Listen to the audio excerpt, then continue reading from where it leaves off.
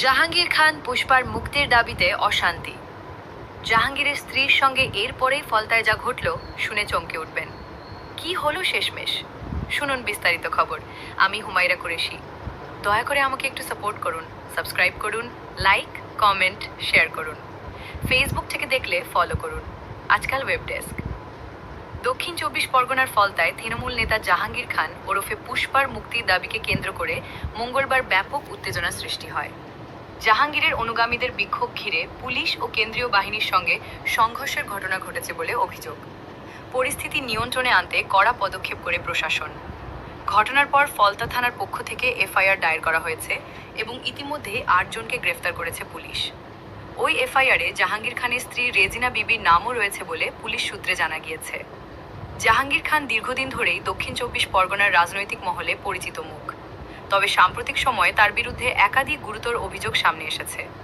স্থানীয় এক ব্যবসায়ীর বাড়িতে হামলা, লুটপাট, মারধর, তোলাবাজি সহ বিভিন্ন অপরাধমূলক কর্মকাণ্ডের অভিযোগ রয়েছে তার বিরুদ্ধে।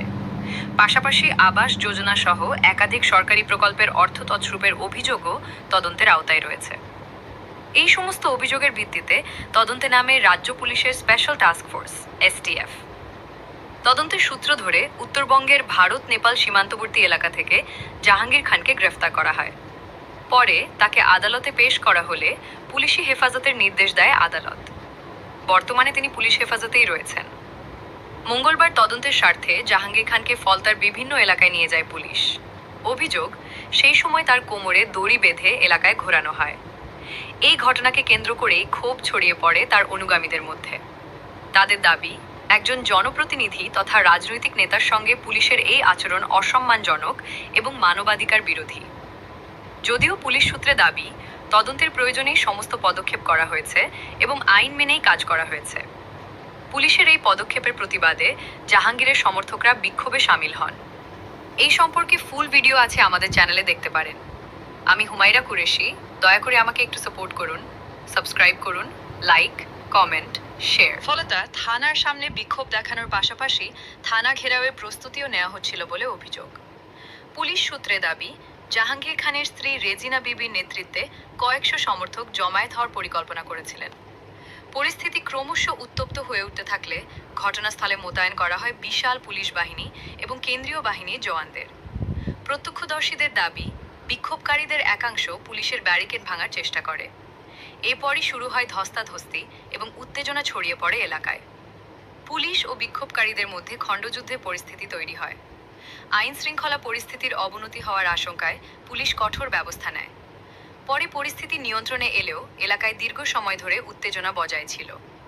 ঘটনার পর পুলিশ সরকারি কাজে বাধা, পুলিশ কর্মীদের উপর হামলা, আইন শৃঙ্খলা ভঙ্গ এবং সরকারি সম্পত্তি নষ্ট করার অভিযোগে মামলা রুজু করেছে। তদন্তকারীরা জানিয়েছেন, ঘটনাস্থলের সিসিটিভি ফুটেজ, মোবাইল ভিডিও এবং অন্যান্য তথ্য প্রমাণ সংগ্রহ করা হচ্ছে। ইতিমধ্যেই ৮ জনকে গ্রেফতার করা হয়েছে। তাদের জিজ্ঞাসাবাদ করে আরও কারা এই ঘটনায় জড়িত ছিলেন তা খতিয়ে দেখা হচ্ছে। আমি হুমায়রা কুরেশি। দয়া করে আমাকে একটু সাপোর্ট করুন, সাবস্ক্রাইব করুন, লাইক, কমেন্ট, শেয়ার করুন। পুলিশ সূত্রে আরও জানা গিয়েছে, এফআইআরে একাধিক ব্যক্তির নাম উল্লেখ করা হয়েছে। সেই তালিকায় জাহাঙ্গীর খানের স্ত্রী রেজিনা বিবির নামও রয়েছে।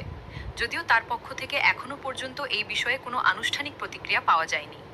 এদিকে জাহাঙ্গীর খানের গ্রেফতার এবং তাকে কোমরে দড়ি বেঁধে এলাকায় ঘোরানোর ঘটনাকে কেন্দ্র করে রাজনৈতিক মহলেও বিতর্ক শুরু হয়েছে। বিরোধীরা পুলিশের ভূমিকা নিয়ে প্রশ্ন তুললেও প্রশাসনের দাবি, আইনের শাসন বজায় রাখতেই প্রয়োজনীয় ব্যবস্থা নেওয়া হয়েছে। কোনো ব্যক্তি আইনের ঊর্ধ্বে নন এবং তদন্তের স্বার্থে যা প্রয়োজন তাই করা হচ্ছে।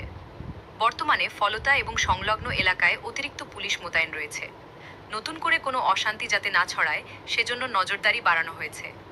পরিস্থিতি আপাতত নিয়ন্ত্রণে থাকলেও গোটা ঘটনাকে কেন্দ্র করে রাজনৈতিক এবং প্রশাসনিক মহলে তীব্র চর্চা শুরু হয়েছে। তদন্ত এগোলে আরও গ্রেফতারির সম্ভাবনাও উড়িয়ে দিচ্ছে না। আমি হুমায়রা কুরেশি। দয়া করে আমাকে একটু সাপোর্ট করুন, সাবস্ক্রাইব,